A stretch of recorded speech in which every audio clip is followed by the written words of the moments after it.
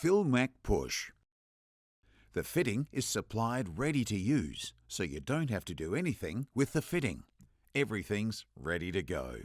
Take the pipe and insert it into the fitting. You'll feel it hitting the internal stop once it pushes past the O-ring. It's now fully installed. Insertion force is very low, so there's no need to chamfer or lubricate the pipe. Simply push and it's done. To disassemble, simply take the nut and loosen it. The only tool you might need is a standard wrench, but often you'll be able to simply remove by hand.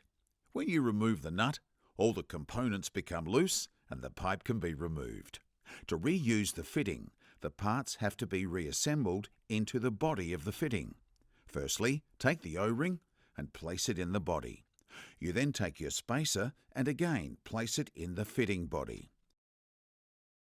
You then take the grip ring, ensuring it's orientated correctly with the gripper teeth pointing downwards. Finally, you take the split ring, placing it on top of the grip ring with the taper facing up, and then put the nut back onto the body. Tighten up by hand so the nut meets the flange and you're ready to go.